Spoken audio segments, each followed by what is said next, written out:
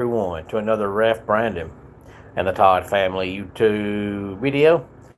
Wherever you are, whatever you may be doing, thank you so much for making Ref Brandon and the Todd Family part of your day. We always grow.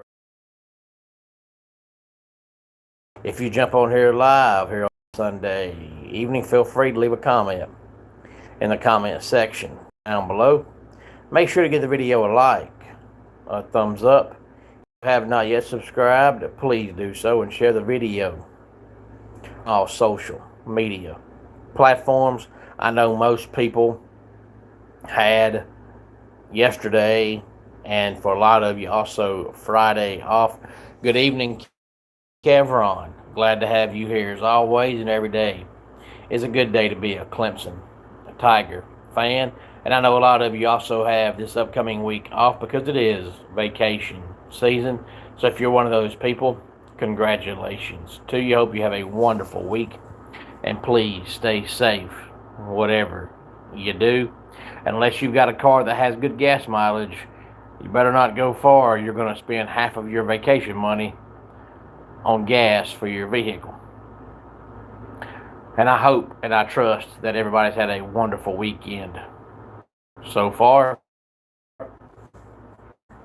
And hopefully no fireworks incidents of anybody that you know of. I'm at the age now where I don't care nothing about fireworks. They don't amuse me whatsoever. I think last time I got amused by a firework, I think I might have been 8. I just don't care anymore. But tonight I want to do a vacation. Look at me, I'm talking about vacation, saying vacation. A prediction video for college football. Have not done one in a couple of weeks. Feel like it's time for another one. And the team I picked tonight, I picked because earlier today I saw on one of those college football social media pages that this team has the least experienced quarterback room of all the teams in the Big Ten. So I thought, I wonder what their record will be, because this day and time, you know, it doesn't matter what else you have at other positions. If your quarterback stinks, you're in trouble. So we're going to talk about the Iowa. Pretty much annually a 7-5, 8-4 team. It doesn't matter who the coach is, even though it's been the same guy for a long time. Doesn't matter who the quarterback is. It doesn't matter who's on defense. They're going to go 7-5, 8-4 every year. That's what they do. But they're coming off a 9-4 season, 8-4 in the regular season. Then they won their bowl game. I want to say it was the Music City Bowl, but I could be wrong. Tim Lester is entering his 3rd year as the offensive coordinator, and Phil Parker is entering his 15th year as the defensive coordinator. Now, Phil Parker has been there about as long as Kirk Ferentz has been there. He was just on the defensive coaching staff until the old every single year. Kirk Ferentz is entering his 28th year as the Iowa football coach. He's getting up in age some, but he says as long as he enjoys it and as long as his health will allow it, he'll continue doing it. Because, you know, you look back at guys like Bobby Bowden and Joe Paterno and, you know, guys like that, they coached for 900 years.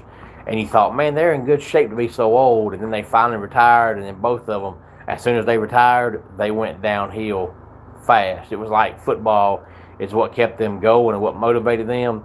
And Kirk Ferentz might be the same way. He might be thinking, you know what, I'd rather coach till I'm 90 than retire now when I'm young enough to be able to get out and do stuff, and I'm healthy enough to be able to get out and do stuff, but I'd rather keep going and keep living than retire and in 2 years from now be dead. So Kirk Ferentz enters year 28 as the Iowa football coach. Hey there, ZZ. Glad to have you here. Now, Iowa does have the least experienced quarterback in the Big Ten, because it looks like their quarterback this year is going to be one of 2 players. Auburn transfer Hank Brown or redshirt sophomore Jeremy Hecklinski. Now, Hank Brown comes from Auburn, who pretty much ran the Tim Lester offense. So, yes, he is new to Iowa, has not played at Iowa, has not played in the Big Ten, but he's not new to the offense because Auburn pretty much ran the same offense. But now, Jeremy Hecklinski was at Iowa last year and played in some meaningless games with meaningless snaps. So he's played a little bit at Iowa, but nothing meaningful. But one of those two guys will probably be the quarterback, should be the quarterback. I guess you're an Arizona State fan, ZZ. We're glad to have you here. And maybe just for you, I'll do an Arizona State prediction video before the season starts. I try to do about one of these a week, starting usually around early to mid-May, all the way until the season starts. I don't want to do one every day because then it gets old and it makes the channel seem like only a college football channel when it's not. But also, I don't do it every day because there's just so many channels and so many platforms of people that spend 3 months breaking down every team, breaking down every coach, breaking down every conference. And I feel like if I do that, I'm just following the leader. And I don't want to be a follower, so I don't do that. And also, there's some teams that you can pretty much bank every year that are not going to be any good. So why waste time talking about them? There's also some teams you can pretty much bank every year they're going to be in the playoffs. So why talk about them? So I like talking about the teams that are kind of in between. Either they've got a chance to make the playoffs, or they're on the cusp of making the playoffs, or they're on the cusp of going from, being 4-8, 5-7 to actually making a bowl game. Those are the teams worth talking about. The really, really good ones, no point. The really bad ones, no point.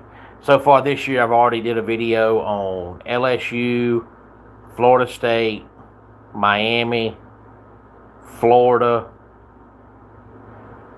North Carolina, Ohio State, and Penn State. I think that's it. If that's correct, tonight will be number 8. So I usually get to close to 20 by the time the season actually starts. I think I did 22 last year, 21 in college, and I did one NFL prediction video. Maybe I can do one for you since you're an Arizona State fan before the season starts. Just make sure you subscribe to the channel and click that bell to remind me. So when you get notified of me going live, you can come on here and say, hey, Sun Devils. Hey, Arizona State. Hey, Sun Devils. So that it keeps being refreshed in my memory over and over again, because I don't write this stuff down. It's all up here, and it's kind of hard to remember sometimes. But it used to be you'd look at Iowa's schedule, and you look at the fact that, they have quarterbacks like Hank Brown and, Jeremy Hecklinski that have either none or close to no experience, and you say it doesn't matter. They're going to have a top 5 or top 10 defense. Kirk Ferentz is the coach, and they're going to win 5 games by the score of 10-7. Who cares they have no quarterback? They never have a quarterback any good, but yet they find ways to win. And Iowa has done that numerous times. Iowa a couple years ago won a game, I think 8-3, with 2 field goals and a safety. So you never worry about Iowa not having a quarterback or not having an offense. But football's changed so much that now Iowa can't go out there and win games 10-7. They would like to. Kirk Ferentz would love to, but the game's just changed so much that's not going to happen. But if they can get decent quarterback play, they'll be okay. But Tim Lester is now the play caller. And, yeah, they're still going to run the ball, but Tim Lester does open up the offense, more than what Iowa's done previously. There's been times in the past for most of Kirk Ferentz's tenure that Iowa would line up in I formation, a pro-style offense, and use up the entire play clock on every play, and they might run 50 plays a game, and 30 of them are run plays, and 20 of them are pass plays, and out of those 20 pass plays, 10 of them are screen passes. So the quarterbacks didn't have to do a whole lot. Now Lester speeds up the offense some. They actually run the spread some. So they do expect more out of their quarterback. So even though they're still going to run the ball and they're still going to be primarily a running team, they're not going to win games anymore with quarterbacks getting 105 passing yards. It's just not going to happen. So there's no point talking about their running game, who's going to be their running backs, because if their quarterbacks bring nothing they're in trouble. But they play their 3 non-conference games to start the season, and then the last 9 games will be conference games. They even have a couple of Friday games on here. Open up the season September the 5th against Northern Illinois. And then, as always, in week 2, they'll play their arch rival from Ames, Iowa State. It's kind of a game you don't know what to expect from because Iowa's lost so much, but Iowa State lost their head coach, and he took half their roster with him. They got a brand new coach now, so you don't know what to expect from the Cyclones. And then September 19th, they play Northern Iowa. So 2 northern schools and Iowa State in their 3 non-conference games. Open up conference play on September 26th against Michigan. That wraps up the month of September. And then on October 3rd, they play Ohio State. So it doesn't get much tougher for Iowa that your first 2 conference games are Michigan and Ohio State. And then they'll play Washington on Friday night, October the 9th. And then they're off the following week. So 6 games, a bye week, and 6 more games. So for Iowa, their bye week does literally come right in the middle of the season. 6 games off, 6 games. And now week number 8, Minnesota on October 24th. Then they wrap up the month of October on Halloween against Wisconsin. Open up November against Northwestern. And then they play Purdue. Then they play Illinois on the 21st. And then wrapping up the regular season, as always, on the Friday after Thanksgiving against Nebraska. Now, 2 Friday games for Iowa. 6 games bye week, 6 more games.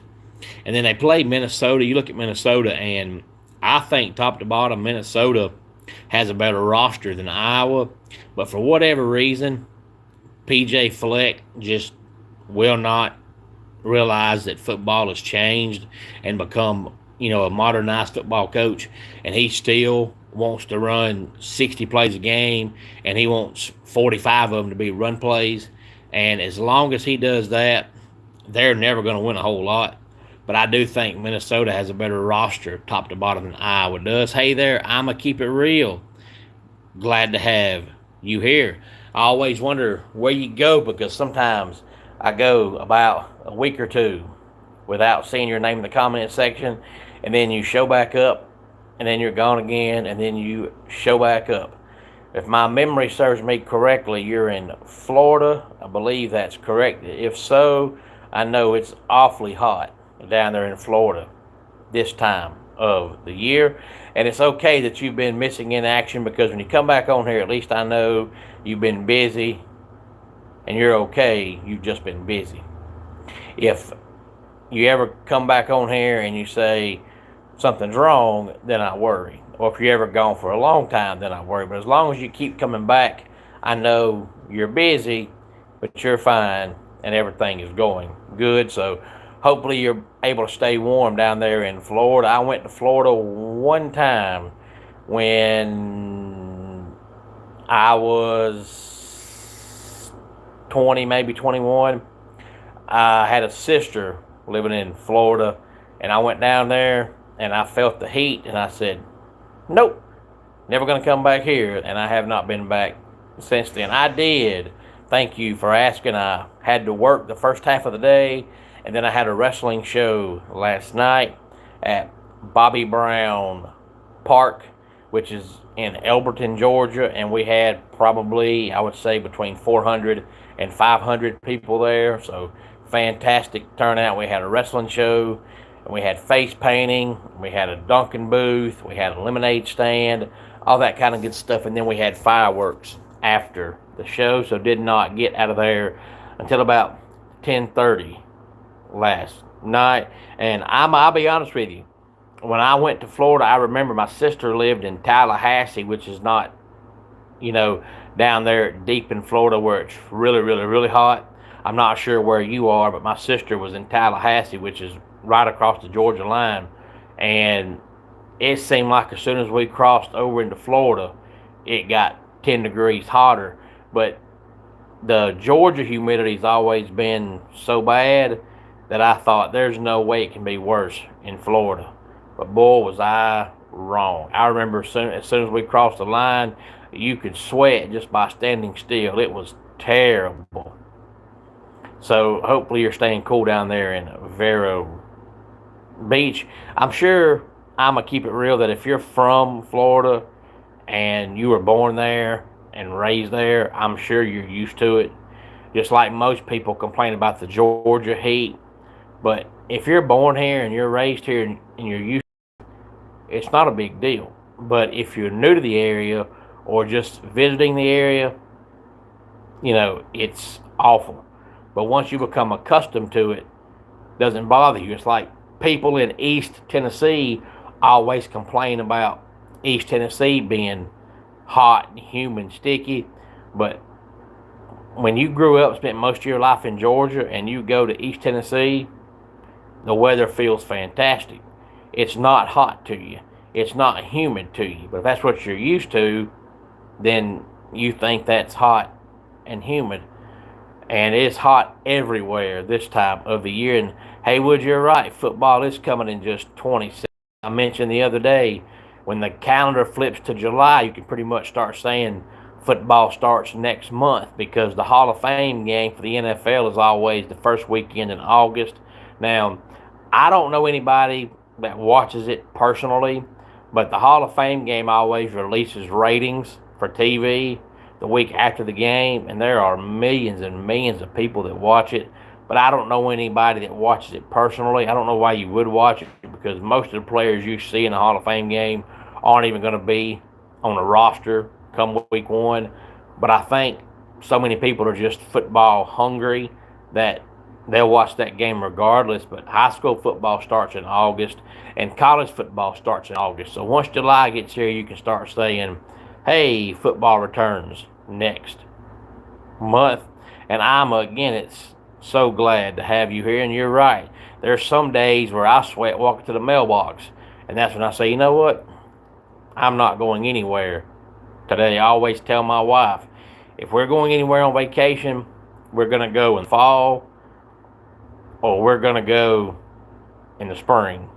In the summertime, I'm not going anywhere, because to me, it's a waste of time to go on vacation and sit the whole time in a cabin or in a motel room. You can do that at home. Why pay to go out of town to sit all day long? But I'm not going to enjoy myself when I'm sweating bullets just walking to my car. I'm not going to do it. So I'm going to come back some other time. Glad to have you checking in from Florida. And tell everybody down there in Vero Beach about the channel. Tell them to check us out on YouTube. Be happy to shout them out as well. And you're always gone just long enough to where you tell me your actual name and I remember it and it's in my mind, and then you leave again, and then by the time you come back on here, I forget again.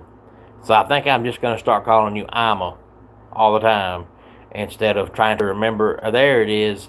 Is that Krista or is that Christia? Maybe the second I is silent and it's Christia.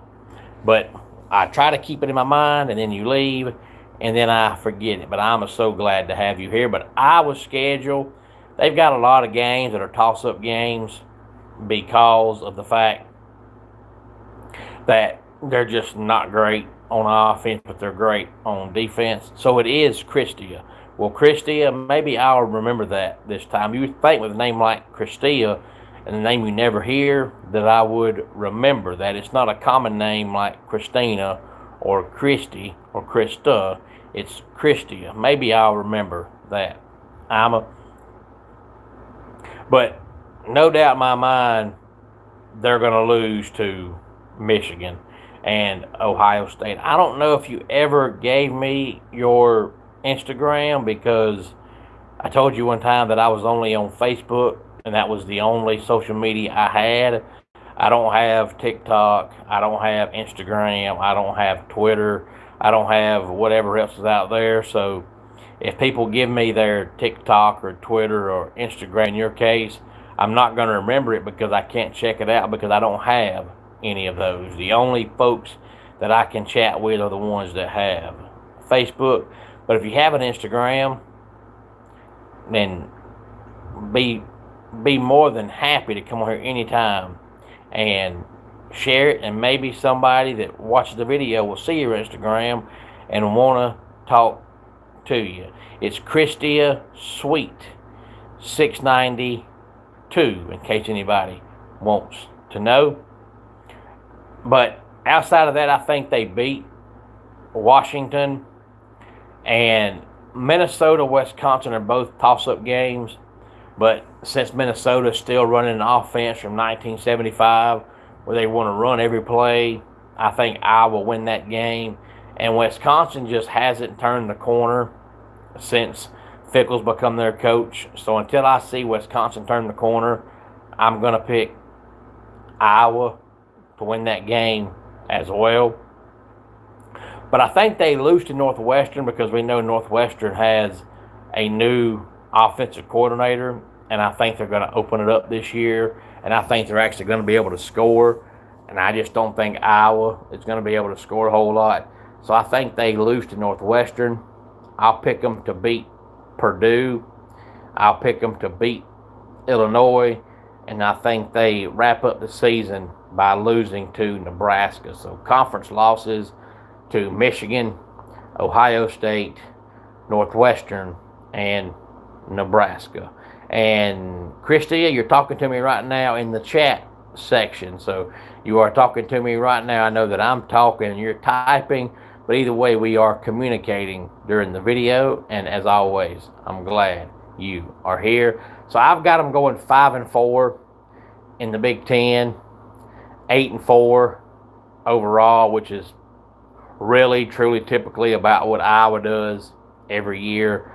9 times out of 10, if you do an Iowa prediction video and you pick them to go 7-5 or 8-4, about 95% of the time you're going to be right, because that's about what their record's going to be every year. Occasionally it's 6-6, occasionally it's 9-3, but 99% of the time, on the average, they're a 7 or 8 win team every year. So as long as you stick with 7 or 8 wins on the Iowa schedule, you're going to be right about, I'd say, probably 90% of the time. So I've got them 5-4 in the Big Ten, 8-4 overall. But as I always say, don't pay attention to what games I say they win or lose. Pay attention to the overall record prediction. Because, yeah, I've got them losing to Northwestern. But what if they beat Northwestern, but they lose to Illinois? It's still the same record. So if I've got them 8-4, if I got all 4 losses wrong, if they're still 8-4, that's the key thing. It's so hard to pick a team's schedule in its entirety. It's even harder now with the NIL stuff and transfer portal, because a team's roster now might look completely different come week 5, because you play, 3 or 4 games, and guys that thought they were going to start find out they're not starting, or guys that wanted more playing time don't get that playing time, and then come week 5, oh, I'm transferring, and then all of a sudden they're off the roster. Well, then all of a sudden the team that you thought was going to be really good, if they've just lost 8 or 9 players, they may not all of a sudden look like they're going to be any good anymore. And I guess that's a content creator. No, I'm not from Texas. And to be honest with you, somebody came on here a couple of weeks ago. I wish I could recall what their name was, but I don't. But they popped up in the comment section, and they asked me if I was from Texas. I said my accent sounded like I was from Texas. No, I am not from Texas, and I've actually never even been to Texas. Have no desire to go to Texas, because I know people that have gone. I know folks that have lived there, and they say it's really, really big, and I hate traffic, so I have no desire to go to Texas. But any thoughts on any of this, please feel free to let me know. Let's go ahead and get our dad joke of the day in here. Harry, I'm doing absolutely fantastic. Thank you for asking. Hopefully you are as well. Harry, I hope you had a good 4th of July weekend. If you have this upcoming week off, congratulations. What has hands but cannot clap? A clock. And that does it for today's Ref Brandon and the Todd Family YouTube video. Until next time, it's Ref Brandon saying, just like in pro wrestling, life can be up by the count of 3. Tell your friends and family how much you love them.